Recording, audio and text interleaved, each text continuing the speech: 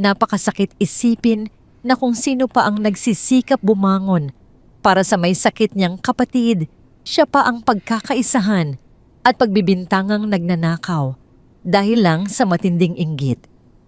Itinanim pa talaga ang pera sa loob ng gamit niya para lang mapahiya siya at tuluyang mapatalsik sa trabaho sa harap ng maraming tao.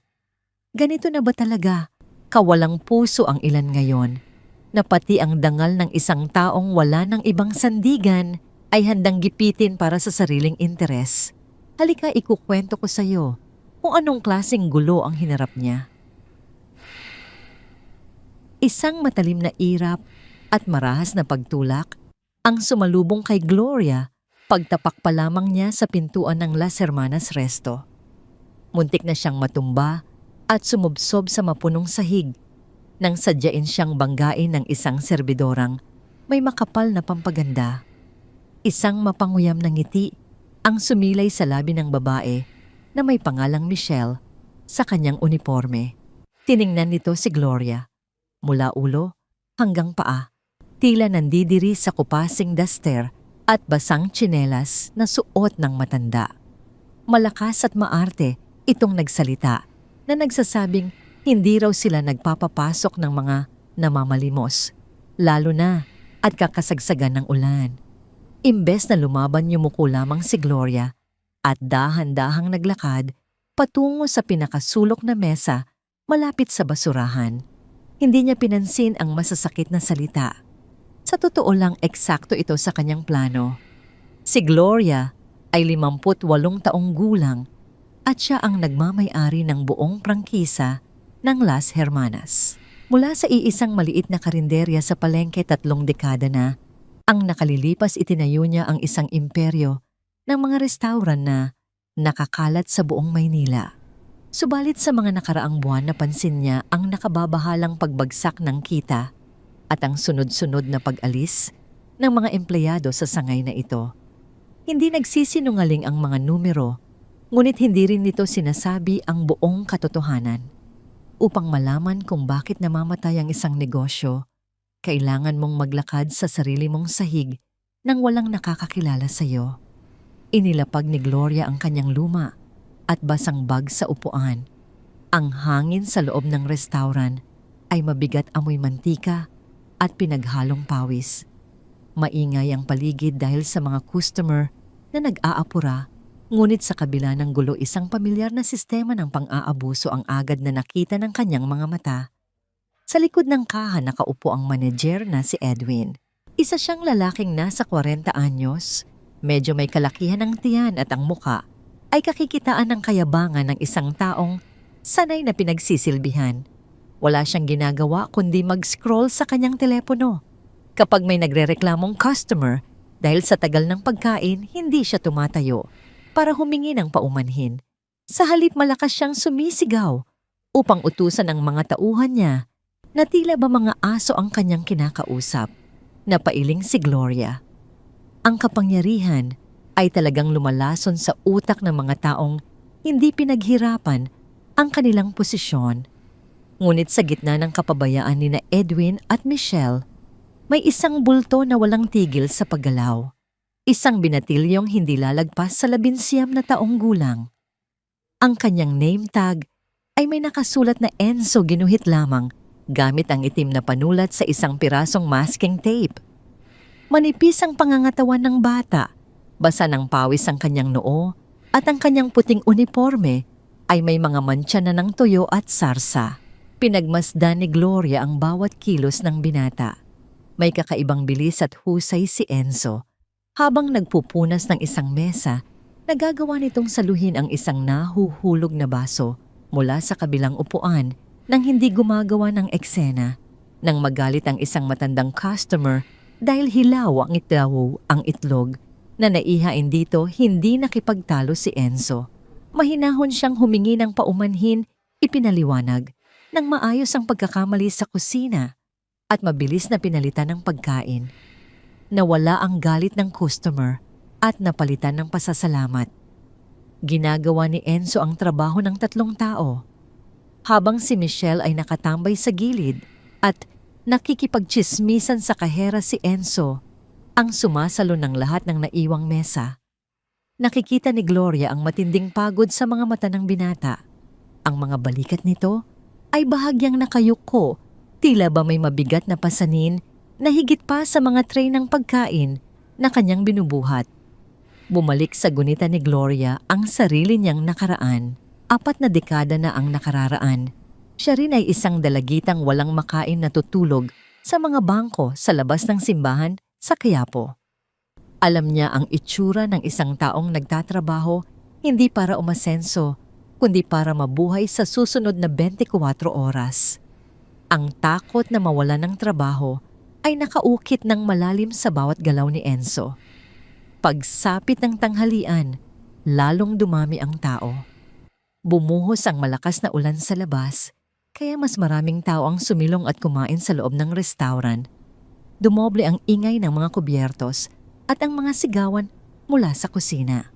Sa pagkakataong ito may napansin si Gloria na kakaiba sa ikinikilos ni Enzo. Sa bawat 15 minuto, tumitingin ang binata sa gawin ng makitid at madilim na pasilyo patungo sa bodega ng mga supply sa likod. May kung anong kaba sa kanyang mukha. Tinitiyak muna ni Enzo na walang naiwang maruming mesa at naibigay na ang lahat ng order sa kanyang sakop na lugar bago siya pa simpleng dumudukot ng mga maliliit na tinapay o kaya ay nagsasali ng mainit na sabaw sa isang maliit na mangkok. Pagkatapos ng may labis na pag-iingat na tila isang magnanakaw, pasimple siyang pumapasok sa pasilyo. Nawawala siya ng halos 3 hanggang 4 na minuto. Pagbalik niya ang kanyang mukha ay pilit na ibinabalik sa kawalan ng emosyon. Inaayos ang kanyang apron bago muling sumabak sa pagkuha ng mga order. Subalit hindi nakaligtas sa matalas na paningin ni Gloria ang pamumula ng mga mata ng binata at ang panginginig ng mga kamay nito. May itinatago siya roon at ito ay nagdudulot sa kanya ng matinding pighati. 1 oras ang lumipas. Muling naghanda si Enzo para pumasok sa bodega. Kumuha siya ng isang basong maligamgam na tubig at itinago ito sa ilalim ng kanyang dalang tray. Lumingalinga siya nang makita niyang abala si Edwin. Sa pagtawa sa pinapanood nito sa telepono, mabilis na pumasok si Enzo sa madilim na pasilyo. Ngunit sa pagkakataong ito, hindi naging swerte ang binata.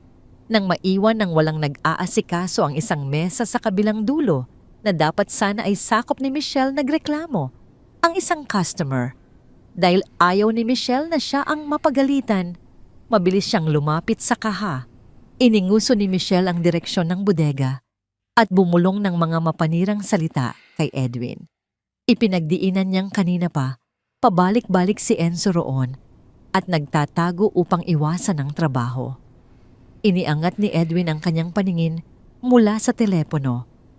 Ang kanyang mukha na kanina ay nakangisi ay biglang nagbago at napalitan ng matinding puot. Pakiramdam niya ay niloloko siya ng pinakamababang empleyado. Sa kanyang nasasakupan, isang malaking insulto sa kanyang pagiging manedyer. Mabigat ang mga yabag ni Edwin nang tumayo siya mula sa kaha. Dinukot niya ang isang kumpol ng mga susi mula sa kanyang bulsa. Walang anumang pasintabi niyang itinulak ang ilang customer na nakaharang sa kanyang daraanan. Namutla ang kahera at maging si Michelle ay bahagyang umatras nang makita ang galit sa mga mata ng kanilang boss.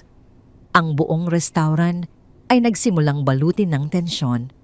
Ang ingay ng mga nagkwekwentuhang customer ay unti-unting humina nang mapansin nila ang nagbabadyang gulo. Tahimik na ibinaba ni Gloria ang hawak niyang baso ng tubig.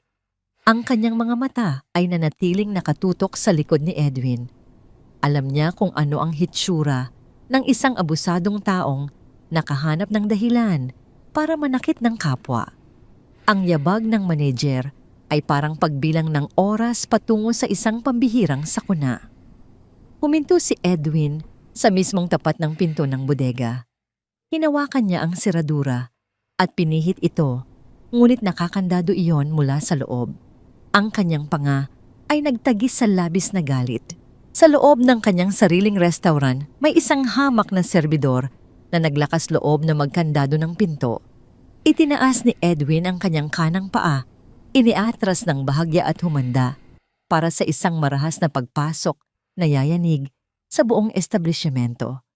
Tahimik na tumayo si Gloria mula sa kanyang kinauupuan sa sulok, hindi upang tumakas, kundi upang saksihan ng malapitan kung anong klaseng halimaw ang namumuno sa kanyang negosyo. Isang matinding dagundong ang umalingaw-ngaw sa buong restaurant nang walang awang sipain ni Edwin ang pinto ng bodega. Ang lakas ng pagkakabangga ng kanyang sapatos sa kahoy ay sapat na upang mapatigil sa pagnguya ang mga customer at mapalingon ang lahat ng empleyado sa gawin ng pasilyo. Ang pinto ay mabilis na bumukas at tumama sa pader, nag-iwan ng malalim na marka sa konkreto. Bumulaga kay Edwin ang isang eksenang hindi niya inaasahan. Sa gitna ng mga patong-patong na karton ng mantika at mga sako ng bigas, nakaupo si Enzo sa malamig na sahig. Sa kanyang kandungan ay nakahiga ang isang batang lalaking hindi lalagpas sa 7 taong gulang.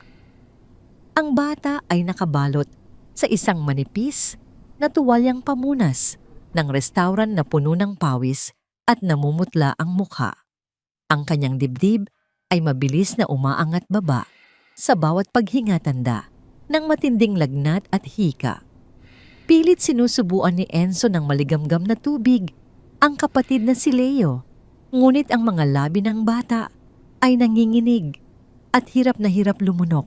Ang pananahimik sa buong Las Hermanas Resto ay napalitan ng pabulong-bulong na usapan ng mga customer. Nakasilip si Michelle mula sa gilid, ang kanyang mga mata ay nagpapakita ng pinaghalong gulat at panunuya. Ang mukha ni Edwin ay namula sa galit. Hindi siya nakakita ng isang naghihingalong bata o ng isang kaawa-awang kapatid. Ang nakita lamang niya ay isang paglabag sa kanyang awtoridad at isang posibleng kaso mula sa Departamento ng Kalusugan na maaring maging dahilan upang masabun siya ng may-ari. Sinugod ni Edwin ang magkapatid. Ang kanyang boses ay umalingaw-ngaw, puno ng puot at kawalang galang habang dinuduro ang mukha ng nanginginig na binatilyo. Ipinaalala niya ng malakas na ang bodega ay para sa mga supply ng negosyo at hindi isang bahay ampunan o ospital para sa mga sakitang kamag-anak. Mabilis na ibinaba ni Enzo ang baso ng tubig sa sahig at maingat na inihiga si Leo sa ibabaw ng isang malinis na karton. Tumayo siya, ang kanyang buong katawan ay nanginginig sa takot at hiya, habang ang mga luha ay nagbabadyang tumulo mula sa kanyang mga mata.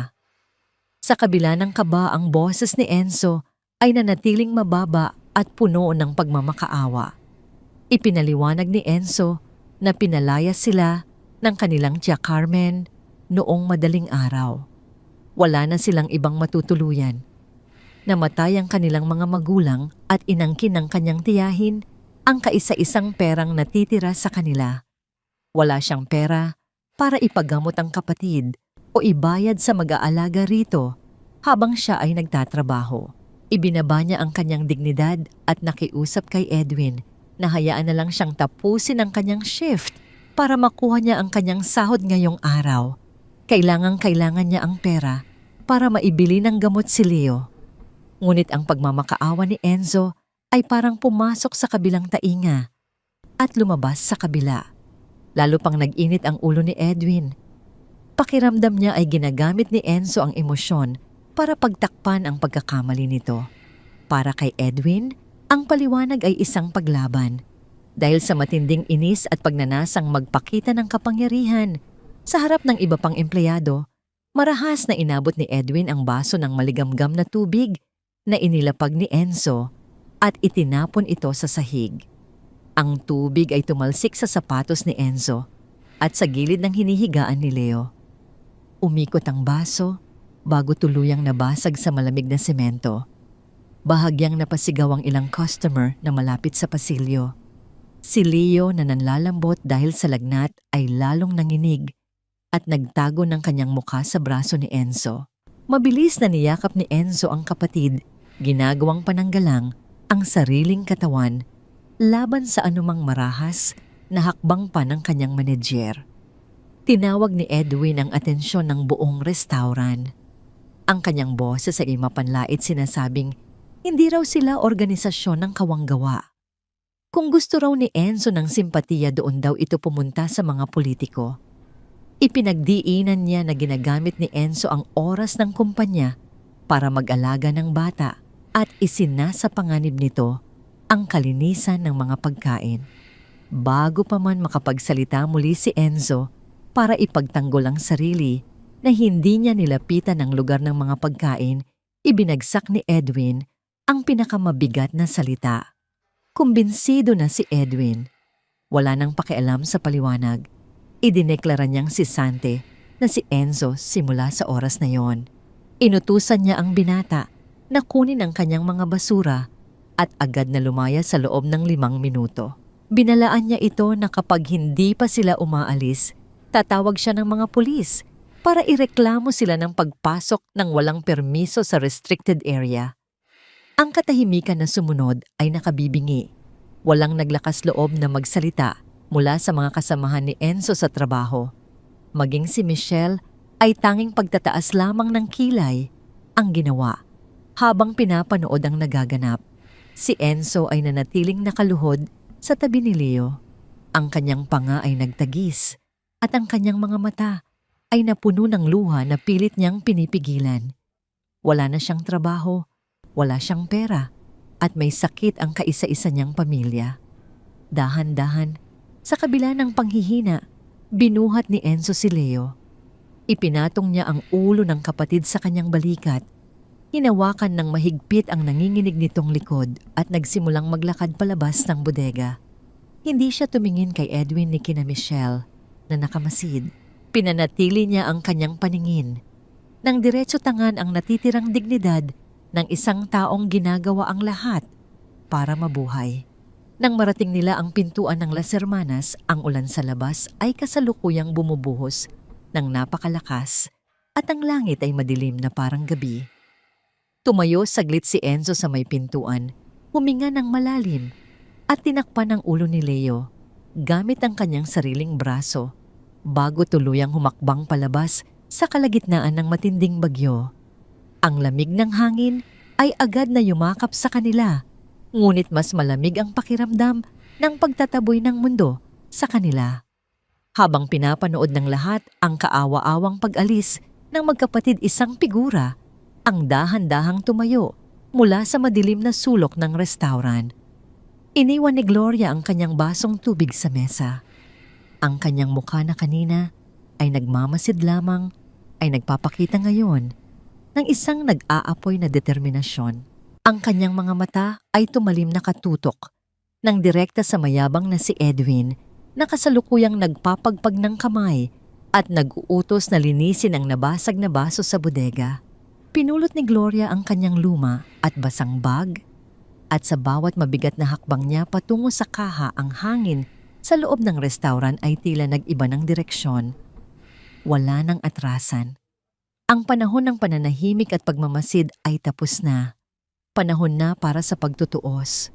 Matapos ang madramang paglabas ni Enzo at ng nilalagnat na kapatid nito, sa kalagitnaan ng bumubuhos na ulan, tahimik na bumalik sa kani-kanilang upuan ang mga customer. Ang ilan ay pabulong na nag-uusap, ang iba ay napapailing ngunit walang nakialam. Sa loob ng kaha, masayang ipinagpag ni Edwin ang kanyang mga kamay na para bang isang maruming insekto lamang ang itinaboy niya. Lumapit si Michelle, hawak ang isang tray at bumulong ng papuri sa katapangan daw ng kanilang manager na magtanggal ng isang pabigat na empleyado. Ngunit ang pagdiriwang ni na Edwin at Michelle ay hindi nagtagal. Mula sa pinakasulok ng restaurant, dahan-dahang lumapit si Gloria. Ang kanyang mga hakbang ay banayad, ngunit may nakapangingilabot na bigat at kasiguraduhan. Hindi na siya ang mukhang nakakaawang matanda na pumasok kanina. Ang kanyang tindig ngayon ay nagpapahiwatig ng autoridad na hindi mapapasubalian. Huminto si Gloria ng eksaktong 2 hakbang mula sa kaha sa mismong harapan ni Edwin. Ang kanyang boses nang magsalita siya ay hindi mataas ni hindi galit, ngunit taglay nito ang lamig na kayang magpatigil ng paghinga. Kalmado niyang sinabi kay Edwin na wala itong anumang karapatang magpalayas ng tao sa ganoon kawalang pusong pamamaraan, lalo na't may sakit na bata ang kasama nito. Tiningnan ni Edwin si Gloria mula ulo hanggang paa.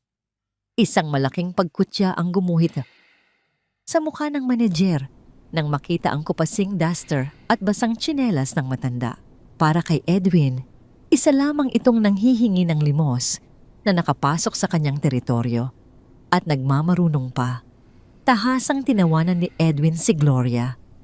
Ang kanyang mapanlait na boses ay umaling-awngaw sa paligid, sinasabing hindi siya tumatanggap ng payo sa pagpapatakbo ng negosyo mula sa isang taong mukhang walang pambayad ng sariling pagkain. Idinagdag pa ni Edwin na kung gusto raw tumulong ni Gloria sa bata, sundan nito ang magkapatid sa ulan at doon sila magsama-sama sa kalsada.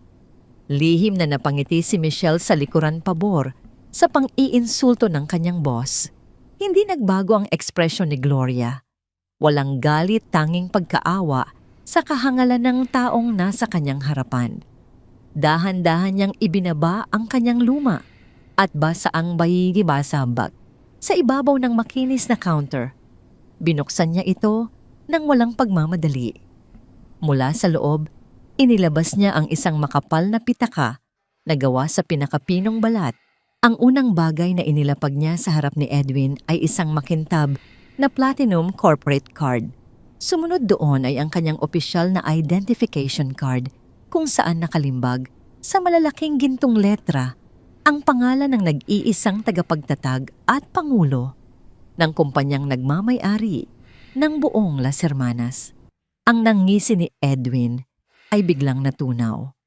Ang dugo sa kanyang mukha ay umatras nang mapagtanto niya kung ano ang kanyang tinitingnan. Ang kanyang mga mata ay nanlaki habang palipat-lipat ang tingin mula sa akin patungo sa mukha ng matandang babaeng iniinsulto niya kani-kanina lang. Ang kanyang lalamunan ay natuyo at pilit siyang napalunok ng laway habang ang buong katawan niya ay pinanghinaan. Si Michelle na nakikiusyoso sa likuran ay napatakip ng bibig. Ang tray na hawak niya ay halos mabitawan niya sa sobrang panginginig ng mga tuhod. Kalmadong pinagsalikop ni Gloria ang kanyang mga kamay sa ibabaw ng kaha at tinitigan ng diretso sa mata ang nanginginig na manager. Walang paligoy-ligoy niyang sinabi na simula sa eksaktong minutong iyon, tinatanggal na niya si Edwin sa pwesto. Ipinagdiinan niya na ang huling sahod nito ay ibibigay lamang kung walang anumang kulang sa inventaryo. Binigyan niya ito ng 5 minuto para kunin ang mga gamit at wag nang magpakita kailanman sa alinmang sangay ng kanyang negosyo. Tinangkang magpaliwanag ni Edwin. Nanginginig ang kanyang boses habang gumagawa ng dahilan na ginagawa lamang daw niya ang kanyang tungkulin para protektahan ang kalinisan ng restaurant na yon ay utos lang din ng kumpanya. Ngunit pinutol agad ni Gloria ang kanyang sasabihin. Isang malamig na utos ang binitawan ng matanda, iwanan ang susi sa counter, lumabas at wag nang subukang buksan pa ang bibig dahil mas malaking kaso ang ihahain niya rito kapag hindi ito sumunod ng tahimik. Walang nagawa si Edwin kundi mabilis na kunin ang kanyang bag at nagmamadaling lumabas sa pintuan sa likod. Nang nakayuko, bit-bit ang labis na kahihiyan at takot. Ang mga dati niyang tauhan kabilang na si Michelle ay nakatingin lamang na parang mga estatwang bato, hindi makapaniwala sa bilis ng pagbagsak ng kanilang kinatatakutang manager. Bumaling si Gloria kay Michelle. Ang pagtaas ng kilay ng bilyonaryo ay sapat na upang mapayuko ang tsismosang serbidora. Mahinahong sinabi ni Gloria na nakita niya ang lahat ng pangyayari at narinig niya ang bawat mapanirang salitang binulong nito. Isang mahigpit na babala ang ibinigay niya. Kung makikita pa niya ang ganitong pag-uugali, Si Michelle ang susunod na ipapalabas ng pinto. Tinawag ni Gloria ang pinakamatandang supervisor sa kusina at pansamantalang ibinigay dito ang responsibilidad na bantayan ang kaha. Nang matiyak niyang kalmado na ang sitwasyon sa loob ng restaurant, mabilis niyang kinuha ang kanyang mga gamit at lumabas. Hindi niya alintana ang patuloy na pagbuhos ng malakas na ulan. May isang mas mahalagang buhay siyang kailangang hanapin bago mahuli ang lahat. Sumilong si Gloria sa ilalim ng kanyang itim na payong habang binabaybay ang kahabaan ng bangketa. Palingon-lingon siya sa bawat madilim na eskinita at mga saradong tindahan. Basang-basa na ang laylayan ng kanyang duster at pinapasok na ng putik ang kanyang tsinelas, ngunit hindi niya ininda ang lamig. Hinanap ng kanyang mga mata ang manipis na bulto ng binatilyo. Pagkaraan ng halos 15 minutong paghahanap, nakita rin niya sila sa isang luma at kalawanging waiting shed. Ilang kanto ang layo mula sa restaurant.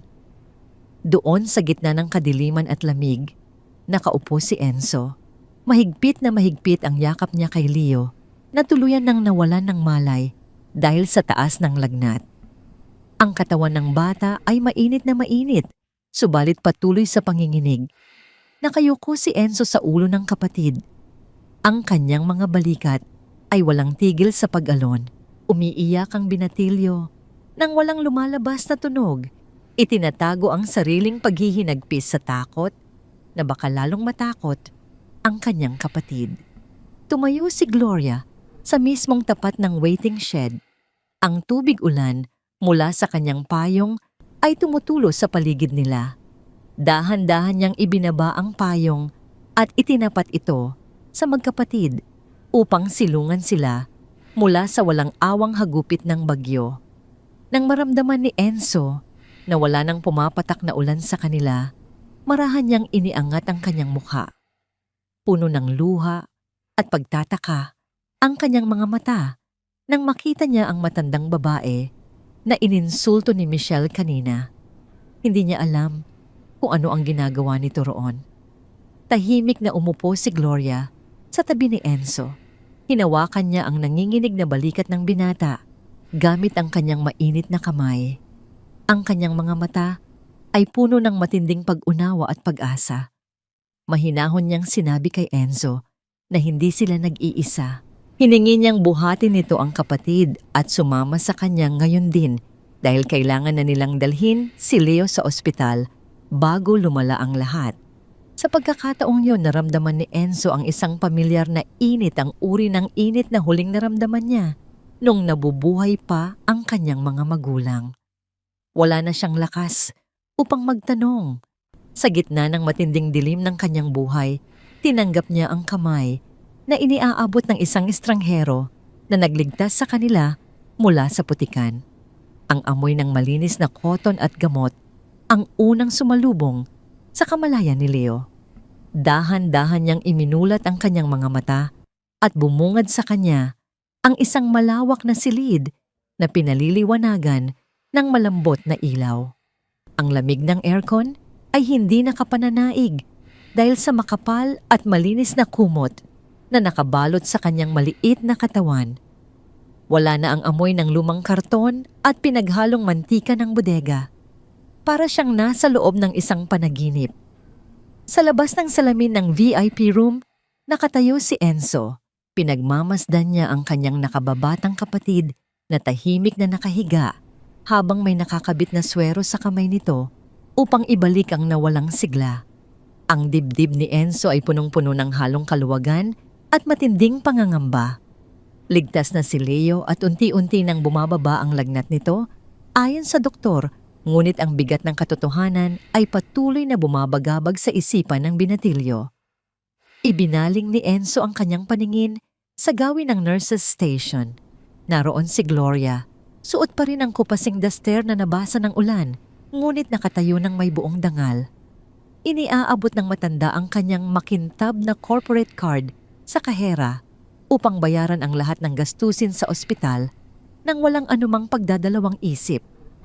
Hindi napigilan ni Enzo ang panginginig ng kanyang mga tuhod.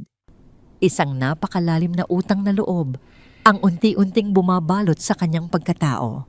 Sa kulturang kinalakihan niya, ang pagtanggap ng ganito kalaking pabor mula sa isang estranghero ay katumbas ng pag-utang ng sariling buhay. Nang matapos magbayad si Gloria, lumapit siya kay Enzo at mahinahong itinuro ang isang bakanting upuan sa pasilyo. Umupo sila ng magkatabi. Walang nagsalita sa unang ilang sandali. Pinagmasdan lamang ni Gloria ang magkapatid sa pamamagitan ng salamin. Binabasag ang katahimikan, tinanong ni Gloria ang binata kung bakit umabot sa ganoong kalunos-lunos na sitwasyon ang kanilang buhay. Nais niyang malaman ang buong katotohanan ng walang labis at walang kulang. Yumuko si Enzo at pinisil ang kanyang mga nanginginig na daliri. Ang mga luha ay nagsimulang mamuo sa kanyang mga mata habang binabalikan ang mapait nilang nakaraan. Ikinuwento niya na 1 taon pa lamang ang nakalilipas ng bawiin ng isang malagim na pagguho ng lupa sa kanilang probinsya ang buhay ng kanilang mga magulang. Wala silang naisalba, kundi ang kanilang mga sarili at isang maliit na halaga mula sa life insurance. Ang kanilang tiya Carmen, ang kaisa-isang kapatid ng kanilang ina, ang tumayong legal na tagapag-alaga nila. Sa simula naging maayos ang pagtrato nito sa kanila. Ngunit nang makuha na ni Carmen ang buong halaga ng insurance, unti-unti itong nagbago. Nalulong ang kanyang tiyahin sa sugal partikular na sa baraha at sabong. Naubos ang perang dapat sana ay para sa pag-aaral ni Enzo at pampagamot sa hika ni Leo. Nang maubos ang pera, nagsimula ang malulupit na panunumbat. Pinilit ni Carmen si Enzo na huminto sa pag-aaral at magtrabaho sa Las Hermanas Resto upang suportahan ang bisyo nito. Ikinuwento ni Enzo kung paanong tuwing araw ng sahod, nakaabang na ang kanyang tiyahin upang kunin ang buong pera at iniiwan lamang silang magkapatid na halos walang makain. Ang pinakamasakit na bahagi ay naganap noong madaling araw bago sila makita ni Gloria sa bodega. Dahil sa matinding pagkatalo sa sugal, pinagbuntunan ng galit ni Carmen si Leo na umuubo ng walang patid dahil sa lagnat. Nang pilitin ni Enzo na itago ang huling natitirang barya para ibili ng gamot ang kapatid, itinapon ni Carmen ang kanilang mga damit sa kalsada sa gitna ng kadiliman at tuluyan silang pinalayas. Matagal na nanahimik si Gloria matapos pakinggan ang kwento. Ang kanyang mga mata ay nag-apoy sa matinding inis para sa tiyahin ng mga bata, subalit napalitan din ito ng labis na paghanga sa tatag ng binatilyong nasa kanyang tabi. Humarap si Gloria kay Enzo at tinitigan ito ng maigi. Sa isang seryoso ngunit mapag-arugang tono, inalok niya si Enzo ng isang panibagong simula. Nais niyang maging katuwang ng kanyang negosyo ang binata. Inalok niya itong maging assistant manager ng nasabing sangay na may maayos na sahod benepisyo para sa kalusugan ni Leo at isang ligtas na upahang kwarto malapit sa restaurant. Gumuho ang pader ng emosyon na pinipigilan ni Enzo. Sunod-sunod ang pagpatak ng kanyang mga luha habang marahas siyang umiiling. Ang matinding hiya at takot sa sariling kakayahan ang nagdikta sa kanyang tugon.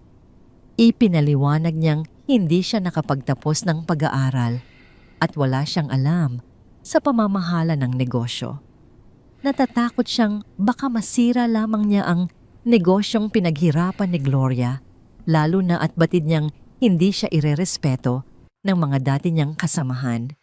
Inabot ni Gloria ang balikat ni Enzo at hinawakan ito ng mahigpit upang iparamdam ang kanyang suporta. Ikinuwento ng matanda ang sarili nitong nakaraan. Ipinagtapat niya na noong siya ay 18 taong gulang din, nagbebenta lamang siya ng mga tirang gulay sa palengke ng Quiapo at natutulog sa ibabaw ng mga basang karton. Wala rin siyang pinag-aralan at puno rin siya ng takot. Ngunit may isang mabuting pusong nagtiwala sa kanyang kakayahan, isang taong nagpahiram ng maliit na puhunan na naging tulay sa kanyang pag-asenso.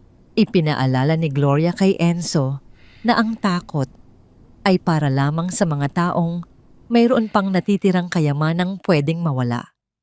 Sila ni Leo ay nawalan na ng lahat, kaya wala na silang ibang patutunguhan kundi pataas.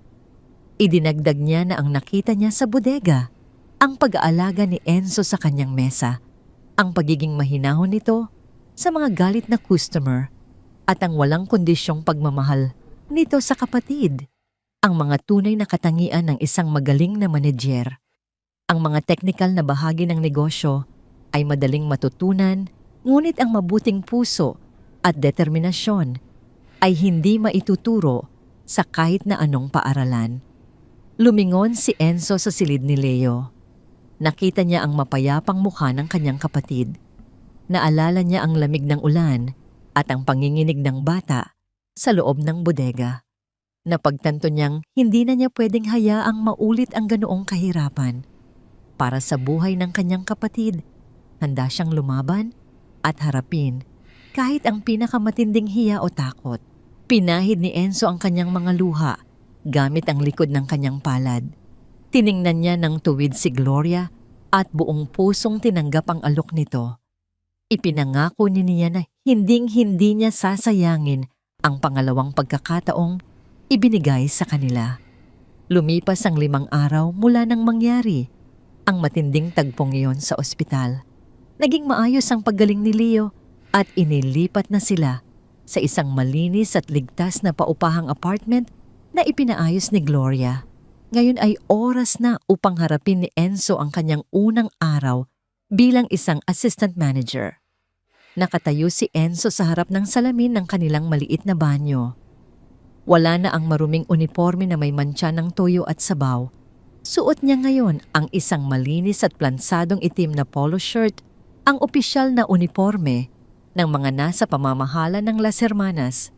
Ang kanyang buhok ay maayos na nakagupit at bagaman may bahid pa rin ng kaba sa kanyang mga mata, ang kanyang tindig ay tuwid at puno ng pag-asa. Matapos siguraduhing maayos na inaalagaan ng isang pinagkakatiwalaang kapitbahay, si Leo, naglakad na si Enzo patungo sa restaurant. Ang sikat ng araw ay mainit, ibang-iba, sa malamig na bagyong sumalubong sa kanya noong huli siyang lumabas mula sa pintuang yon. Huminto siya sa mismong harapan ng glass door ng Las Hermanas Resto. Huminga siya ng malalim at itinulak ito pabukas. Ang malamig na simoy ng aircon ay agad na yumakap sa kanya, kasunod ang pamilyar na amoy ng nilulutong pagkain. Ngunit ang pagpasok niya ay hindi sinalubong ng mainit na pagtanggap. Sa gitna ng dining area, nakatayo ang buong puwersa ng mga empleyado para sa kanilang pang-umagang pagpupulong. Sa pinakaharap ay nakatayo si Michelle. Nang makita niya ang pagpasok ni Enzo, suot ang uniforme ng manager ang kanyang muka, ay nagpinta ng matinding pandidiri at pagtutol. Walang ni isang bumati. Ang lahat ay automatikong nagtaas ng kanilang mga kilay at mahigpit na pinagkrus ang kanilang mga braso.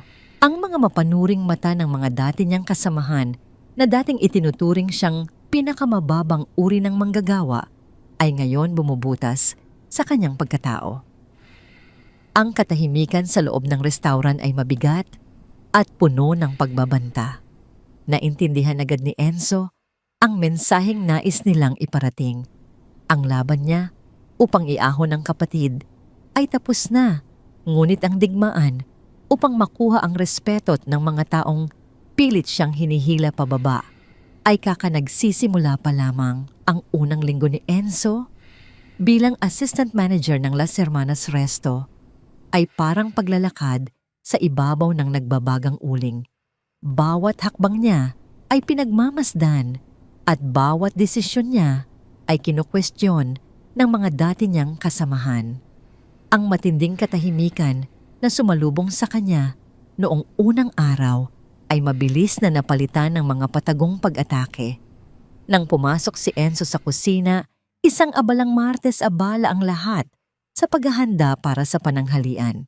Inikot niya ang kanyang paningin sa mga istasyon upang tiyaking malinis ang lahat at sumusunod sa pamantayan. Habang naglalakad siya sa pasilyo, malapit sa hugasan ng mga plato, isang bulto ang mabilis na humarang sa kanyang dadaanan. Si Michelle iyon. Bitbit ng serbidora ang isang malaking tray na puno ng mga ginamit at mantsadong baso, gayon din ng mga platong may tira-tirang sarsa at buto ng manok. Nang magtama ang kanilang mga mata, isang malamig at mapang-asar, nangiti ang sumilay sa mga labi ni Michelle. Sa isang iglap, sinadya nitong ibaba ang dulo ng tray dahilan upang magpadulas ang lahat ng maruruming hugasin diretso sa paanan ni Enzo. Ang matinding pagbagsak ng mga baso at plato sa matigas na baldosa ay lumikha ng isang nakakabinging kalat. Ang malamig at madulas na sarsa kasama ng mga basag na piraso ng salamin ay tumalsik sa itim na sapatos at bagong plansang pantalon ni Enzo. Tumigil ang paggalaw ng lahat ng nasa kusina. Ang mga naghihiwa ng gulay ay napahinto at maging ang mainit na singaw mula sa kaldero ay tila naging tahimik. Sa halip na humingi ng paumanhin, pinagkrus ni Michelle ang kanyang mga braso. Ikiniling niya ang kanyang ulo, ipinapakita ang walang bahid ng pagsisising ekspresyon. Sa isang mataray at mapanuyang boses, idinahihilan niyang nadulas lamang ang tray sa kanyang kamay dahil masyadong mabigat at basa ang sahig kahit na malinaw sa lahat na sinadya niya ang pangyayari. Pagkatapos, ay tinalikuran niya si Enzo at naglakad pabalik sa lugar ng kainan, idinagdag pang trabaho ng manager na siguraduhing ligtas ang daanan. Nanatiling nakatayo si Enzo sa gitna ng mga basag na baso. Ang kanyang panga ay nagtagis at ang kanyang mga kamao ay nakakuyom sa magkabilang gilid. Ramdam niya ang lamig ng sarsa na tumatagos sa kanyang medyas, ngunit mas masakit ang nararamdaman niyang pambabastos mula sa taong matagal na niyang nakasama sa trabaho. Ang kanyang unang reaksyon ay sumigaw at pagalitan si Michelle sa harap ng lahat. Gusto niyang gamitin ang kanyang bagong posisyon upang iparamdam sa babae kung sino na ang nasa itaas. Ngunit pinigilan niya ang kanyang sarili. Lumalaban ang matinding hiya at pakikisama sa kanyang isipan. Bilang isang Pilipinong nakasanayang maging mababa, naniniwala si Enzo na kung sasagot siya ng pabalang, lalo lamang magagalit ang mga empleyado sa kanya at iisipin nilang ginagamit niya ang kapangyarihan ni Gloria para maghiganti. Sa halip na mag-iskandalo, tahimik siyang yumuko, kumuha ng walis at dustpan mula sa gilid at mag-isang nilinis ang kalat sa kanyang paanan habang nakatingin lamang ang ibang mga tauhan. Kinahapunan matapos ang nakakapagod na shift, nakaupo si Enzo sa maliit na opisina sa likod ng resto. Pinupunasan niya ng basang-basahan ang mga mantsa sa kanyang sapatos nang bumukas ang pinto. Pumasok si Gloria, suot ang kanyang simpleng blusa at formal na pantalon. Bumisita ang may-ari upang tingnan ang kalagayan ng sangay. Hindi na kailangang magtanong ni Gloria dahil napanood niya ang buong pangyayari sa monitor ng CCTV na nakakonekta sa kanyang telepono. Umupo ang matanda sa kaharap na silya ni Enzo at matalim itong tinitigan. Binasag ni Gloria ang katahimikan. Sa isang kalmado, ngunit may diin na boses, ipinaliwanag niya kay Enzo na ang ginawa nito kanina ay hindi pagpapakumbaba, kundi pagpapakita ng kahinaan. Sinabi niya na naiintindihan niya ang nais ni Enzo na makisama sa mga dating kaibigan, ngunit sa negosyo ang sobrang kabaitan ay madalas na napagkakamalang kaduwagan. Ipinaalala ni Gloria sa binata na ang posisyong ibinigay niya rito ay hindi isang premyo, kundi isang matinding responsibilidad. Ang respeto ay hindi inililimos o hinihingi mula sa mga taong sadyang mapang-abuso. Ito ay kinukuha sa pamamagitan ng patas mahigpit at walang kinikilingang pamamahala. Inutusan niya si Enzo na tumayo ayusin ang kanyang sarili at wag nang muling yuyuko sa mga taong sadyang tinatapakan ang kanyang dangal. Naramdaman ni Enzo ang bigat ng mga salita ni Gloria. Para itong isang malamig na tubig na gumising sa kanyang natutulog na katapangan. Napagtanto niya na para protektahan ang kanyang posisyon at ang kinabukasan ng kanyang kapatid na si Leo, kailangan niyang kalimutan ng takot.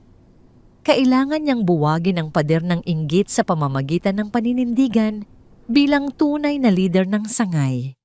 Kinabukasan ibang Enzo ang pumasok sa Las Hermanas. Mula sa pagiging tahimik at laging umiiwas sa gulo, sinimulan niyang ipatupad ang lahat ng regulasyon ng walang palya. Ipinatawag niya si Michelle at 2 pang empleyado na nahuling nagte-text habang oras ng trabaho. Sa loob ng opisina sa isang formal at professional na pamamaraan, iniabot niya sa kanila ang unang written warning. Nang subukang magtaas ng boses ni Michelle at manumbat hindi natinag si Enzo. Tiningnan niya ng diretso sa mata ang babae at malinaw na sinabing ang susunod na paglabag ay nangangahulugan ng suspension na walang sahod. Lumabas si Michelle ng opisina na nag-aapoy ang mukha sa galit. Ang mga bulong-bulungan sa kusina at sa dining area ay lalong umigting. Subalit sa kabila ng inis ng ilan, napansin din ng ibang manggagawa ang unti-unting pagbuti ng sistema sa resto. Ang mga baso ay mas mabilis na nahuhugasan, ang mga order ay hindi na nagkakamali, at ang mga customer ay umaalis ng may ngiti. Si Enzo mismo ang nangunguna sa paglilinis at pagseserbisyo. Kapag nagkukulang ang tao, pinatutunayan na hindi lang siya nakaupo sa opisina. Isang araw ng Biyernes, kasagsagan ng pagdagsa ng mga tao para sa pananghalian, naging maayos ang takbo ng buong restaurant. Abala ang lahat at halos mapuno na ang mga upuan. Si Enzo ay nasa likod ng kaha, inaayos ang mga resibo habang pasimpleng nakangiti sa kanyang nagagawang pagbabago. Nakahinga siya nang maluwag dahil sa wakas, nagbubunga na ang kanyang tapang at pagsisikap. Ngunit ang kapayapaan ay biglang nabasag. Ang mabigat na glass door ng restaurant ay marahas na itinulak mula sa labas. Pumasok ang isang matandang babaeng nakasuot ng matingkad at murang kulay na bestida.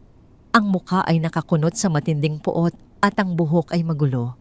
Ang kanyang mga mata ay nanlilisik habang iginagala ang paningin sa buong lugar. Agad na nakilala ni Enzo ang bulto ng babaeng pumasok. Ang kanyang puso ay tila huminto sa pagtibok. Iyon ay walang iba, kundi ang kanyang tiya Carmen. Naglakad ito nang mabigat patungo sa gitna ng restaurant, hindi alintana ang mga customer na napatigil sa pagkain. Ang kanyang boses na sanay sa pakikipagsigawan sa mga pasugalan ay pumailan lang sa buong establishmento. Galit niyang hinahanap kung nasaan ang walang utang na loob na pamangkin na naglayas. Dala ang kanyang kaisa-isang panggatong sa sugal. Nanlamig ang buong katawan ni Enzo. Ang nakaraan na pilit niyang tinatakasan ay nandito ngayon, handang wasakin ang bagong mundong pinaghirapan niyang itayo. Nakita niyang huminto si Michelle sa pagpupunas ng mesa at unti-unting ngumiti. Sa isip ng tsismosang serbidora, nahanap na niya ang pinakamagandang pagkakataon upang tuluyang pabagsakin ang mayabang na assistant manager na nagbigay sa kanya ng babala. Ang pagpasok ni Tia Carmen sa Las Hermanas Resto ay parang isang malakas na kulog na bumasag sa maayos na tanghalian ng lahat. Ang kanyang matinis at galit na boses ay pumailan lang sa bawat sulok ng establishmento, naghahanap kay Enzo. Ang mga customer ay napatigil sa kanilang pagkain habang ang mga empleyado ay nagtipon sa gilid, ang iba ay nag-aalala. At ang ilan, tulad ni Michelle, ay lihim na natutuwa sa paparating na gulo. Mula sa likod ng kaha namutla si Enzo. Nanigas siya sa kanyang kinatatayuan, tila ba ang kanyang mga paa ay nakadikit sa sahig.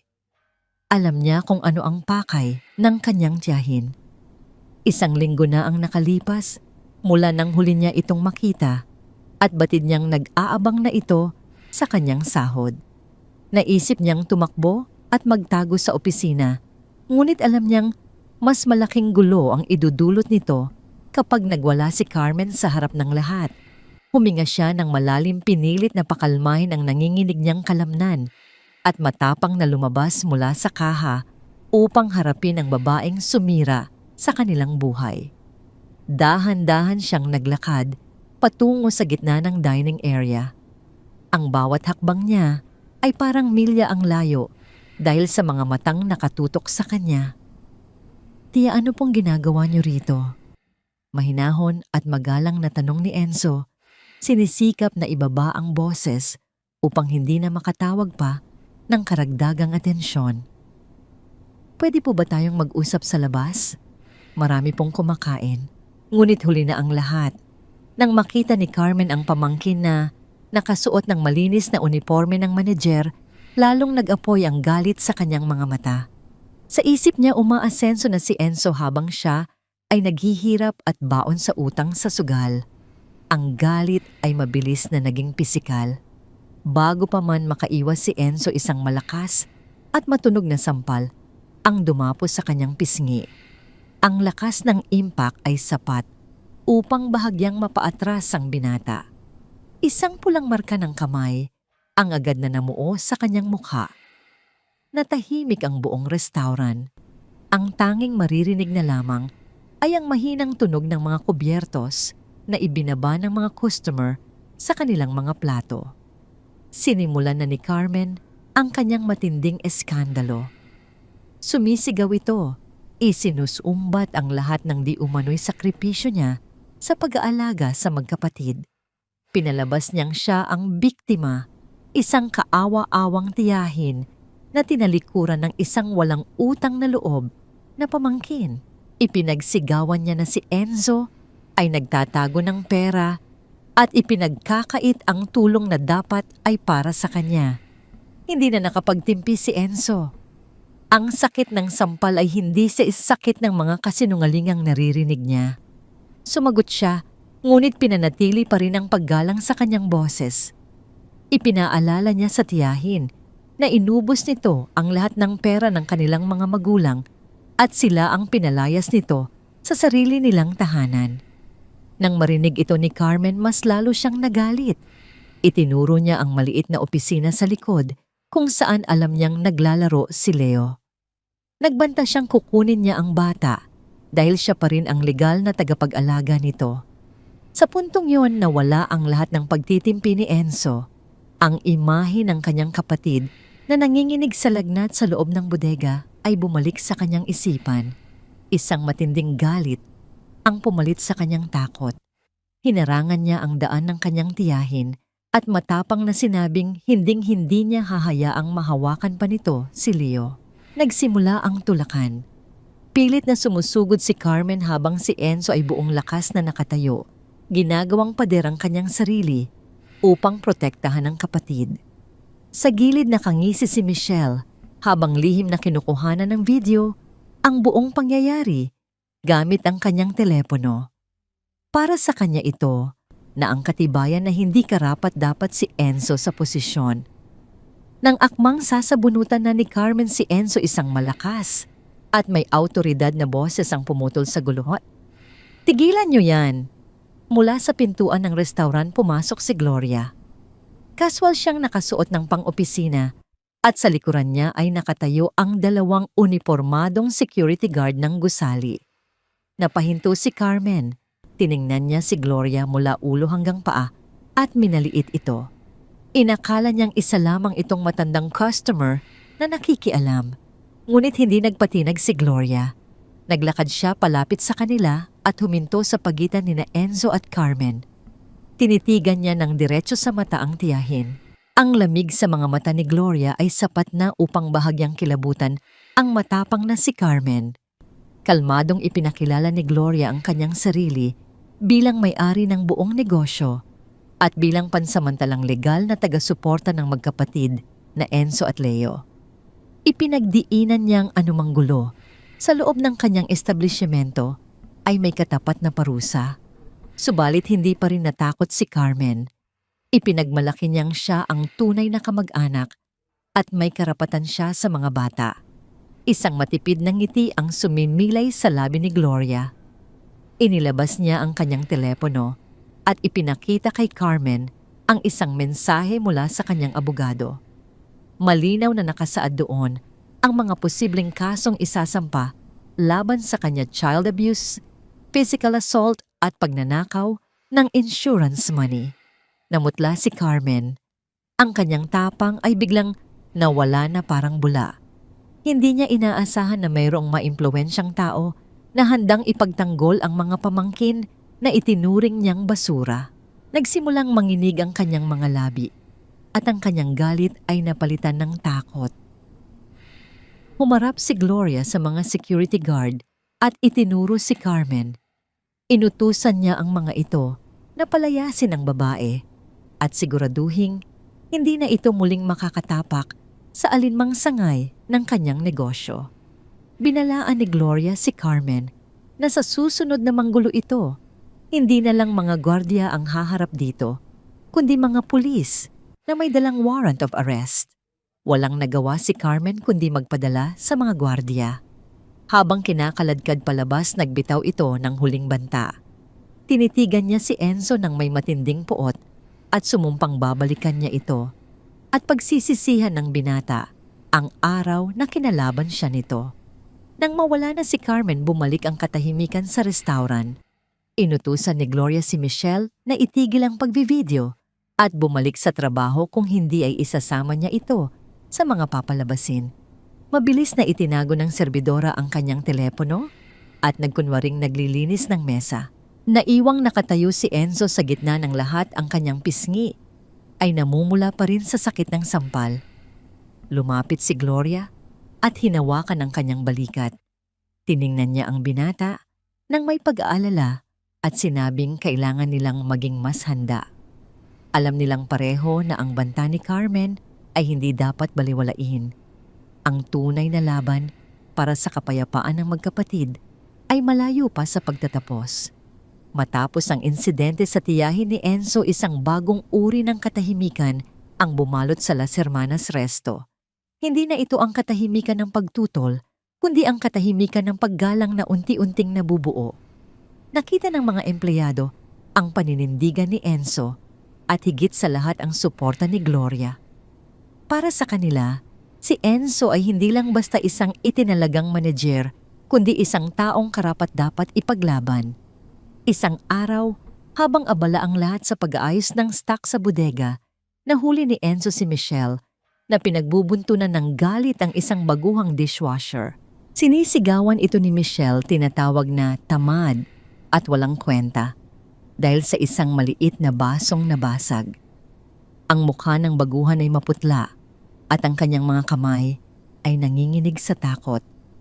Mabilis na lumapit si Enzo.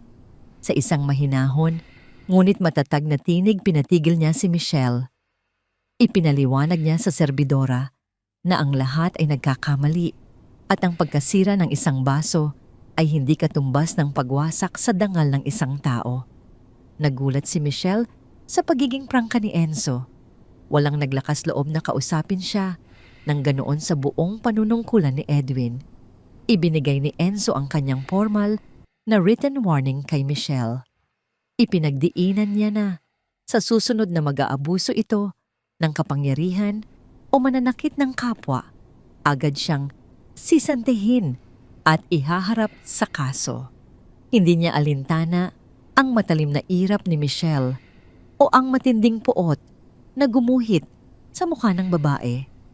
Mas importante para sa kanya ang kapakanan ng kanyang mga tauhan kaysa sa pansariling kaginhawaan. Mula noon, naging maayos na ang pamamalakad ni Enzo. Ang kanyang pamamahala ay patas at walang kinikilingan. Nakikinig siya sa mga hinaing ng mga empleyado at mabilis na tinutugunan ang mga pangangailangan nila. Maging si Earl, ang matandang grill master na dating tahimik, ay nagsimulang magbigay ng mga payo kay Enzo. Nakita rin ni Enzo ang pagbabago sa dating walang pakialam na mga tauhan. Mas masigasig na sila ngayon sa trabaho at nakikita niya ang unti-unting pagbabalik ng pagmamay-ari sa restaurant. Ngunit ang kapayapaan ay hindi nagtagal para kay Michelle. Ang matinding puot at inggit ang nagtulak kay Michelle sa isang madilim na landas. Habang pinapanood niya ang pag-asenso ni Enzo, mas lalo niyang kinamumuhian ang binata. Pakiramdam niya ay inagaw ni Enzo ang posisyong dapat sana ay para sa kanya. Ang mga papuri mula sa mga customer at ang tiwala ng mga tauhan kay Enzo ay parang lason na unti-unting pumapatay sa kanyang pagkatao. Isang hapon, pagkatapos ng kanyang shift, palihim na pumunta si Michelle sa isang malayo at madilim na karinderya. Nagtagpo sila ni Edwin, ang dating manager, na sinisante ni Gloria. Nakaupo si Edwin sa isang sulok, mukhang pagod at gulong-gulo ang buhok. Ang kanyang mga mata ay nanlilisik pa rin sa galit at uhaw sa paghihiganti. Ibinulong ni Michelle ang lahat ng nangyayari sa Las Hermanas. Ikinuwento niya ang pag-asenso ni Enzo at ang pagiging patas nito sa mga empleyado. Ngunit sa halip na humanga lalong nag-apoy ang galit ni Edwin, hindi niya matanggap na ang isang hamak na serbidor ay umasenso sa kanyang kinauupuan. Nagplano sila ng isang masamang pakana. Nais ni Edwin na ibalik ang kanyang posisyon at nais ni Michelle na pabagsakin si Enzo. Naisip nila ang pinakamabilis na paraan ang akusahan si Enzo ng pagnanakaw. Alam nilang ang ganitong klaseng eskandalo ay sapat na upang tuluyang mawalan ng tiwala si Gloria sa binata. Bago umalis, iniabot ni Edwin kay Michelle ang isang maliit na sobre na puno ng pera. Isang pabuya daw iyon para sa magandang plano. Tinanggap ni Michelle ang pera nang walang pagdadalawang isip ang kanyang mga mata ay nagkikislapan sa kasakiman at pagnanasa sa kapangyarihan. Kinabukasan isang abalang araw sa Las Hermanas. Si Enzo ay abala sa pag-aayos ng mga dokumento sa opisina. May mga bagong stock na dumating at kailangan niyang tiyaking tama ang bilang ng mga ito. Nang dumating ang kartero upang mag-abot ng mail, inilapag nito sa kanyang mesa ang isang makapal na sobre. Iyon ay ang buwanang report ng Las Hermanas para sa punong tanggapan. Matapos buksan ni Enzo ang sobre, napansin niya ang isang malaking halaga ng cash na nakalakip sa loob. Ito ay ang cash advance na hiniling ng isang supplier. Ayon sa patakaran ng kumpanya, ang cash advance ay dapat na ihulog agad sa bangko. Kinuha ni Enzo ang pera at iniwan sa ibabaw ng kanyang mesa kasama ang tseke. Hindi niya pwedeng iwan ang restaurant dahil sa dami ng customer. Naalala niya ang kanyang shift noong isang araw. Kinailangan niya ring mag-iwan ng malaking halaga ng cash. Sakahan nang lumabas siya saglit para ihatid si Leo sa eskwelahan at walang nangyari. Ang tiwala niya sa kanyang mga kasamahan ay buo. Alam niyang walang sino man ang magtatangkang magnakaw, lalo na at mahigpit niyang ipinapatupad ang patakaran na bawat paglabag ay may katumbas na parusa. Umupo si Enzo sa kanyang silya, nagtatrabaho sa kanyang laptop. Habang nagtatype siya, dumating si Michelle sa opisina. Kumatok ito ng mahina at nagtanong kung pwede ba siyang humingi ng break. Sumang-ayon si Enzo at sinabing huwag na itong magtagal. Paglabas ni Michelle, bumalik si Enzo sa kanyang pagtatype. Hindi niya napansin ang bahagyang pagbubukas ng pinto. Tahimik na pumasok si Michelle, ang kanyang mga mata ay nakatutok sa cash at tseke sa mesa. Dahan-dahan niyang kinuha ang pera at tseke at itinago sa kanyang apron. Pagkatapos palihim siyang lumabas ng opisina nang hindi gumagawa ng ingay. Makalipas ang ilang sandali, bumalik si Enzo upang itago sa vault ang pera at tseke. Ngunit nang tiningnan niya ang kanyang mesa, wala na ang cash at tseke. Nanlaki ang kanyang mga mata. Binalikan niya ang kanyang mga naunang hakbang. Nasaan ang pera, nagtataka siya. Bigla siyang pinagpawisan ng malamig. May humingi ba ng break? Tumakbo siya palabas ng opisina. Ang kanyang puso ay malakas na bumubunggo sa kanyang dibdib. Tinanong niya ang mga kasamahan kung nakita nila ang pera o tseke. Nagkibit balikat lamang ang mga ito. Nang makita niya si Michelle, agad niya itong tinanong. Umiling si Michelle at nagkunwaring nagtataka. Sinabi niyang hindi niya alam kung nasaan ang pera at wala siyang pakialam. Nang sandaling iyon, isang malakas na busina ang umalingaw-ngaw sa labas ng Las Hermanas. Pumasok sa loob ang dalawang lalaking nakasuot ng corporate attire at kasama nila ang isang babaeng may daladalang folder. Ang mga ito ay ang internal auditor ng kumpanya. Napansin agad ni Enzo ang seryoso nilang mga mukha. Dahan-dahang lumapit ang mga auditor at tinawag ang pangalan ni Enzo. Sa isang formal at seryosong tono, sinabi ng isang auditor na may natanggap silang impormasyon tungkol sa nawawalang pera mula sa Las Hermanas Resto. Kailangan daw nilang magsagawa ng investigasyon at simulan sa kanya. Nanlamig ang buong katawan ni Enzo. Alam niyang ito ang hudyat ng isang napakalaking gulo. Muling gumuho ang kanyang mundo at sa pagkakataong ito, hindi na niya alam kung paano siya babangon. Ito ba ang paghihiganti ni Edwin? O ito ba ang paghihiganti ni Michelle? Hindi niya alam, ngunit isang bagay ang sigurado. Sa pagkakataong ito, handa na silang gibain ng tuluyan ang kanyang pangalan.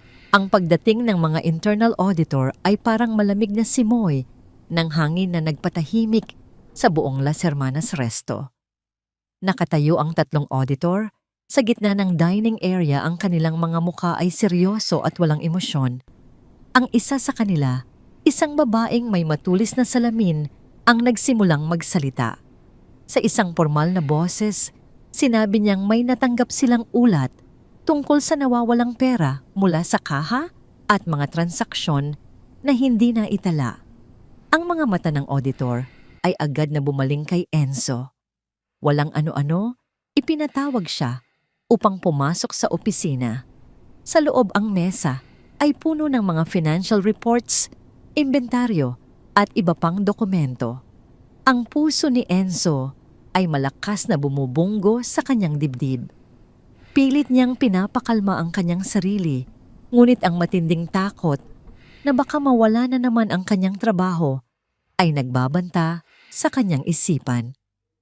Sinisimulan na ang pagtatanong. Isa-isa nilang inisa-isa ang bawat transaksyon, ang mga resibo at ang mga pinansyal na talaan. Nang dumating sa bahagi ng cash advance para sa supplier at ang tseke agad na nanlamig si Enzo. Pilit niyang ipinaliwanag na inilagay lamang niya iyon sa mesa dahil kailangan niyang manatili sa labas upang asikasuhin ang mga customer. Ngunit ang kanyang paliwanag ay walang bigat sa mga auditor na sanay sa mga ganitong klase ng dahilan. Pagkaraan ng halos 2 oras na pagtatanong, lumabas si Enzo ng opisina. Nagulong-gulo ang isip. Napansin niya ang mga matang nakatutok sa kanya. Nakita niya ang mga bulong-bulungan. Ang kanyang mukha ay maputla at ang kanyang buong katawan ay pinanghihinaan. Ngunit ang pinakamasakit sa lahat ay ang matinding kaluwagan sa mukha ni Michelle. Nakatayo ito sa gilid at isang matipid na ngisi ang sumilay sa kanyang labi. Iyon ang ngisi ng isang taong nagtagumpay sa masamang plano. Kailangan naming buksan ang iyong locker, Assistant Manager Enzo. Formal na sinabi ng babaeng auditor ang kanyang boses ay malinaw at nadidinig ng lahat ng empleyado na nakamasid. Tumindig ang lahat ng balahibo ni Enzo. May bumubulong sa kanyang isipan na ang lahat ay bahagi ng isang masamang patibong. Ngunit wala siyang magawa. Alam niya na ang pagtanggi ay pagpapakita lamang ng pagkakasala. Lumabas ang lahat ng empleyado sa dining area. Nandoon silang lahat nagmamasid, ang kanilang mga muka ay puno ng pagtataka at pagdududa. Walang nagsalita. Ang tanging maririnig ay ang mahinang pagpatak ng ulan sa labas. Dahan-dahang binuksan ni Enzo ang kanyang locker. Ang kanyang mga kamay ay nanginginig. Sa loob, wala namang ibang gamit, kundi ang kanyang mga personal na gamit, ang kanyang lumang bag, isang bote ng tubig, at ang kanyang paboritong aklat. Ngunit nang akmang isasara na niya ang pinto, isang bulto ang nahulog mula sa kanyang bag. Ang lahat ay napabaling sa sahig. Naroon nakakalat sa ilalim ng locker ang mga nawawalang pera at tseke. Nanlaki ang mga mata ni Enzo. Nanginginig ang kanyang buong katawan habang pinupulot ang pera. Hindi niya alam kung paano napunta roon ang mga yon. Hindi niya ito itinago sa kanyang bag. May naglagay doon. Hindi totoo yan. Bulong ni Enzo, ang kanyang boses ay nanginginig sa matinding kaba at pagkabigla. May naglagay niyan. Wala akong ninanakaw. Ngunit huli na, ang mga mata ng auditor ay nagpakita ng malalim na pagdududa. Ang mga bulong-bulungan ng mga empleyado ay unti-unting lumakas. Ang dati paggalang ay napalitan ngayon ng pagdududa at paghatol. Sa puntong iyon, isang malakas na boses ang umalingaw-ngaw. Ang aking mga mata mismo ang nakakita sa kanya. Sigaw ni Michelle. Ang kanyang boses ay puno ng peking lungkot at pagkabigla. Nandoon po ako kanina sa opisina, Master. Humingi lang po ako ng break. Nakita ko po si Assistant Manager Enzo na may kinukuha sa mesa. Hindi ko po inakala na magnanakaw pala siya. Ang bait-bait po niya sa akin pero nagnakaw po siya. Ang kanyang mga luha ay umaagos, ngunit ang mga mata niya ay nagpapahayag ng tagumpay. Iyon ang eksaktong senaryo na pinlano nila ni Edwin. Ang paninira sa pangalan ni Enzo. Gumuho ang mundo ni Enzo.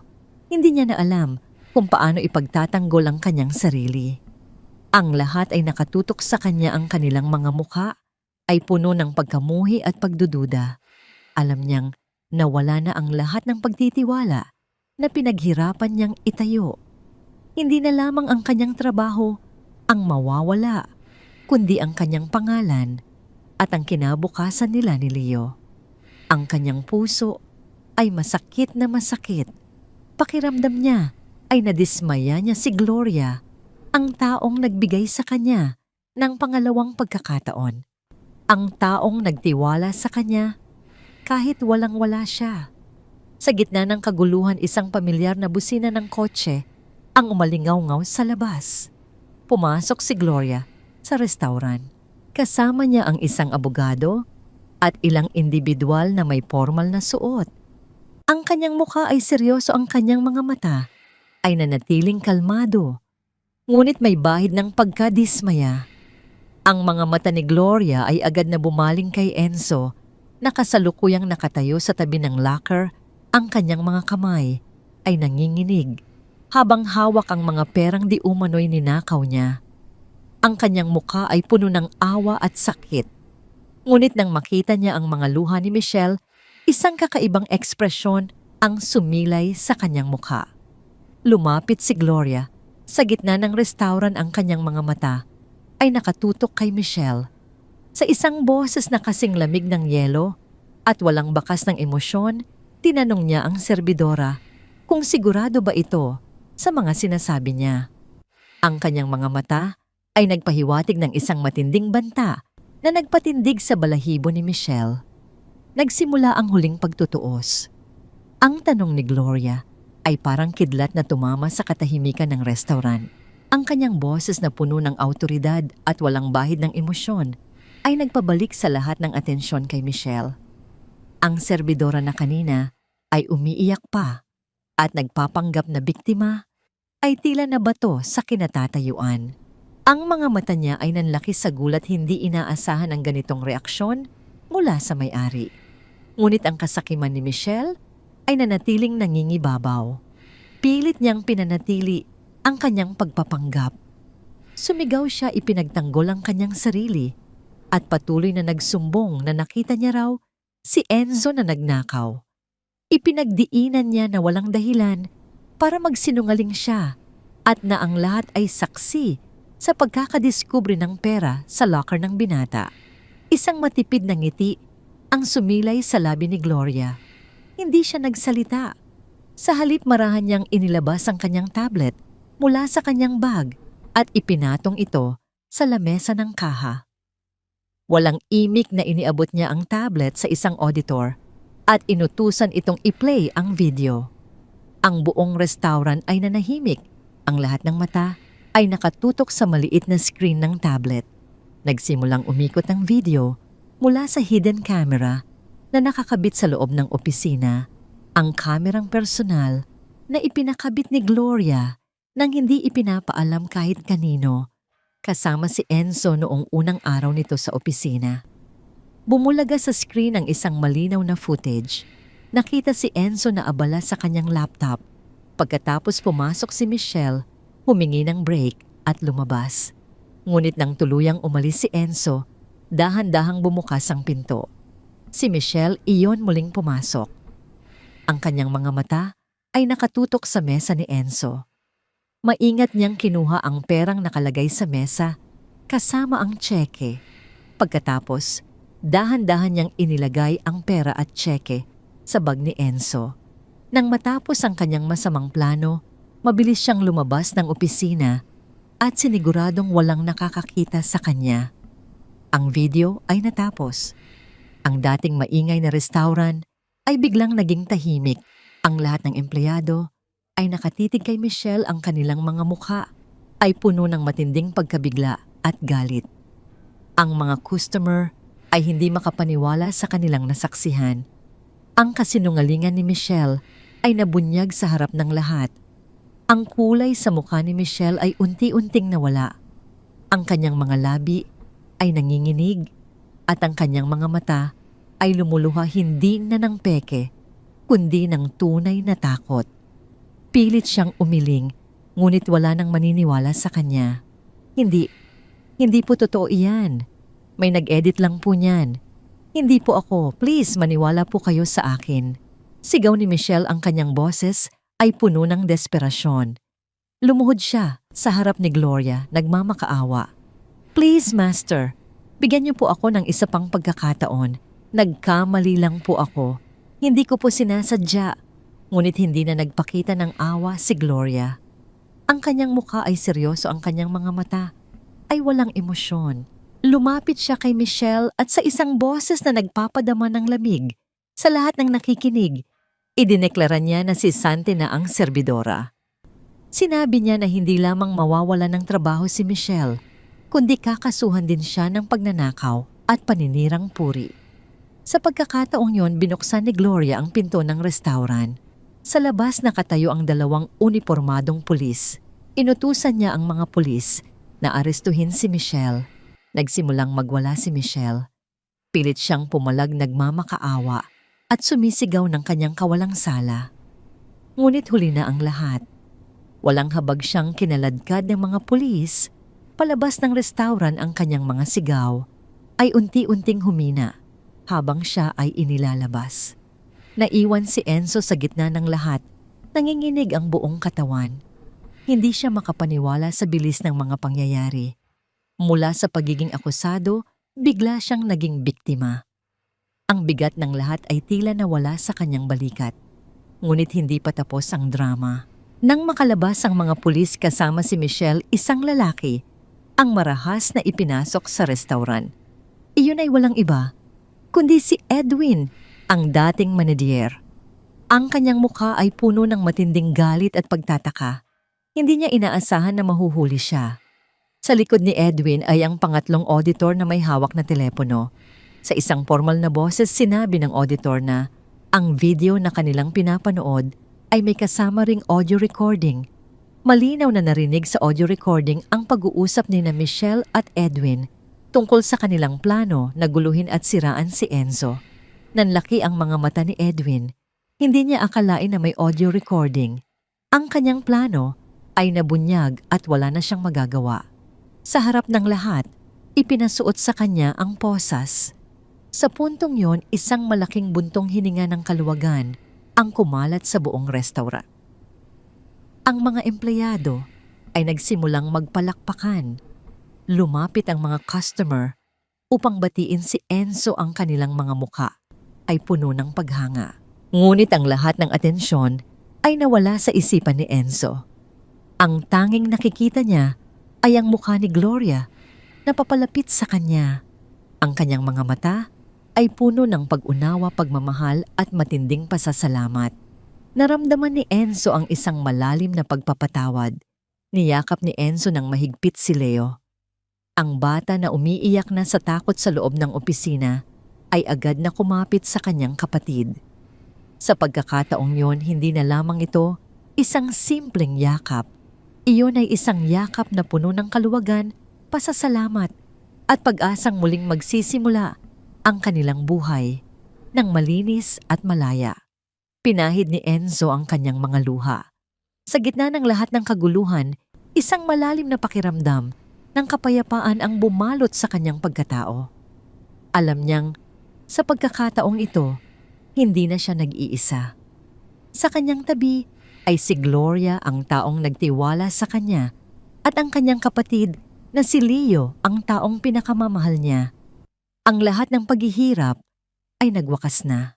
Ang kanilang buhay ay muling bubuo, mas matatag at mas puno ng pag-asa. 1 taon at kalahati ang lumipas mula nang huling bumuhos ang matinding ulan sa buhay ni Enzo. Ang Las Hermanas Resto sa Abalang Kalsada ay nagkaroon ng malaking pagbabago. Hindi na ito ang dating madilim at magulong establishmento na puno ng intriga at pang-aabuso. Sa halip ito ngayon ay kumikinang sa liwanag puno ng tawanan at amoy ng sariwang kape at nilulutong pagkain. Ang mga dingding ay pininturahan ng mas matingkad na kulay, ang mga upuan ay pinalitan at ang lumang neon sign sa labas ay napalitan ng makabago at maliwanag. Sa loob, isang bagong assistant manager, si Linda, na dating isang supervisor ang abala sa pag-aayos ng mga order. Si Earl, ang matandang grill master, ay nakangiti habang nagluluto. Ang lahat ng empleyado ay mas masaya, mas produktibo, at higit sa lahat mas may paggalang sa isa't isa. Ang dating pinag-ugatan ng gulo ay naging isang pamilya. Si Enzo na ngayon ang formal na branch manager ng Las Hermanas. Nakasuot siya ng isang puting uniforme, ang kanyang pangalan ay bordado sa kanyang dibdib. Ang kanyang tindig ay matatag, ang kanyang mukha ay puno ng kumpiyansa at ang kanyang mga mata ay nagpapakita ng isang malalim na pag-unawa sa kanyang tungkulin. Lumaki ang kanyang responsibilidad, ngunit lumaki rin ang kanyang kakayahan. Dahil sa maayos na kita ng restaurant at ang malaking tulong ni Gloria, nakapasok na si Leo sa isang pribadong paaralan na may maayos na mga pasilidad at mga guro. Naging malusog na ang bata at aktibo sa mga activities ng paaralan.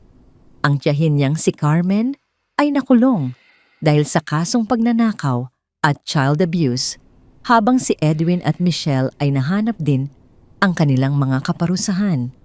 Ang lahat ng katarungan ay nakamit. Isang mainit na araw ng Martes, habang abala si Enzo sa pag-aayos ng mga dokumento sa opisina, tumunog ang kanyang telepono. Si Gloria iyon. Magkikita raw sila sa restaurant para sa kanilang buwanang ugnayan. Nagkaroon ng isang matamis na ngiti sa labi ni Enzo. Ang kanilang relasyon ay higit pa sa may-ari at empleyado. Sila ay naging parang mag-ina. Pagsapit ng hapon, dumating si Gloria. Nakasuot ito ng isang eleganteng cream-colored na kasuotan at ang kanyang tindig ay maringal. Ang kanyang buhok ay maayos na nakapusod at sa kanyang mga labi ay may isang matamis na ngiti. Naglakad siya patungo sa opisina ni Enzo. "Kumusta, Enzo?" Bati ni Gloria. Ang kanyang boses ay puno ng pagmamahal. "Maayos naman po, Master Gloria. Masaya po ako na makita kayong muli," tugon ni Enzo. Umupo sila sa kanilang mga silya at nagsimulang mag-usap tungkol sa Las Hermanas. Ibinigay ni Enzo ang lahat ng reports at ipinaliwanag ang mga bagong plano niya para sa restaurant. Si Gloria ay nakikinig ng mabuti at ang kanyang mga mata ay puno ng paghanga. Matapos ang kanilang opisyal na usapan, bumalik ang kanilang diskusyon sa personal na aspeto.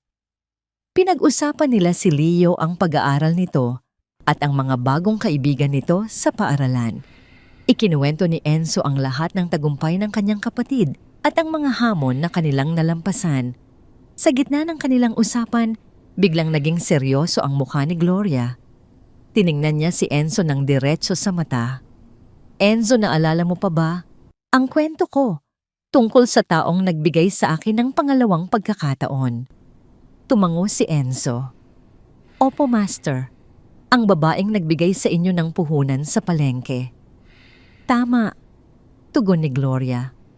Ang utang na loob na yon ay hindi lamang sa kanya. Utang na loob din iyon sa buong komunidad na nagtiwala sa akin. Ang pamana ng kabutihan ay hindi dapat nagtatapos sa nagbigay o sa nakatanggap. Ito ay dapat na ipasa sa susunod na henerasyon sa mga taong nangangailangan ng tulong. Ipinagdiinan ni Gloria kay Enzo na ang ginawa niya para sa magkapatid ay hindi lamang tungkol sa pera o sa posisyon. Ito ay tungkol sa pagbibigay ng pag-asa, pagtitiwala at paggabay. Ang lahat ng iyon ay kailangang ipasa ni Enzo sa ibang tao. Naramdaman ni Enzo ang bigat ng mga salita ni Gloria. Napagtanto niya na ang kanyang buhay ay hindi na lamang para sa kanyang sarili at sa kanyang kapatid. Ito ay para rin sa mga taong nasa gilid naghahanap ng pag-asa at nangangailangan ng pangalawang pagkakataon. Opo, Master. Pangako po. Tugon ni Enzo, ang kanyang boses ay puno ng determinasyon. Hinding-hindi ko po sasayangin ang pagkakataong ito at ipapasa ko po ang kabutihang inyong ginawa sa akin sa ibang tao. Ngumiti si Gloria. Alam ko. Kaya naman nagtitiwala ako sa iyo, Enzo. Nagpatuloy sila sa kanilang pag-uusap. Pinag-usapan nila ang kinabukasan ng Las Hermanas, ang pagpapalawak ng negosyo, at ang mga bagong oportunidad para sa mga empleyado. Nakita ni Enzo ang isang malawak na mundo na puno ng mga posibilidad. Pagsapit ng gabi, nagpaalam na si Gloria. Niyakap niya si Enzo nang mahigpit, parang isang ina sa kanyang anak. Mahalin mo ang Las Hermanas, Enzo, dahil ito ang pamilya na hindi mo kailanman inakala na magkakaroon ka. Nang makalabas si Gloria, nanatili si Enzo sa kanyang opisina. Pinagmasdan niya ang sariwang gabi sa labas. Ang mga ilaw ng restaurant ay kumikinang at ang mga customer ay masayang nag-uusap. Maya-maya pa may kumatok sa pintuan. Isang gusgusing binatilyo ang nakatayo sa labas. Ang kanyang mga mata ay puno ng pagod at ang kanyang damit ay marumi. Nagtatanong ito kung may trabaho pa raw ba sa Las Hermanas. Tiningnan ni Enzo ang binatilyo. Nakita niya ang kanyang sarili. Ilang taon na. Ang nakalilipas, gutom, pagod at walang pag-asa. Ngunit sa pagkakataong ito, hindi na siya ang biktima. Siya na ang may kakayahang magbigay ng pag-asa. Ngumiti si Enzo. Walang pagdadalawang isip, kinuha niya ang isang formularyo ng aplikasyon. Mayroon, hiho. Tugon ni Enzo, ang kanyang boses ay puno ng pag-asa. Mayroon kaming trabaho. Gusto mo bang sumama sa amin at maging bahagi ng pamilya ng Las Hermanas? Ang mukha ng binatilyo ay lumiwanag. Hindi ito makapaniwala. Ibinigay ni Enzo ang formularyo at inanyayahan ang binatilyo na pumasok sa loob. Ipinasa niya ang kabutihang natanggap niya sa susunod na henerasyon. Alam niya na ang bawat pagkakataong ibinibigay niya ay parang isang maliit na binhi na inihasik sa lupa. At sa paglipas ng panahon, ang mga binhi na yon ay magiging malalaking puno na magbibigay ng lilim at bunga sa mga susunod na henerasyon. Ito ang tunay na pamana ng kabutihan, ang walang hanggang pag-asa na patuloy na gumagabay sa bawat Pilipinong nangangailangan.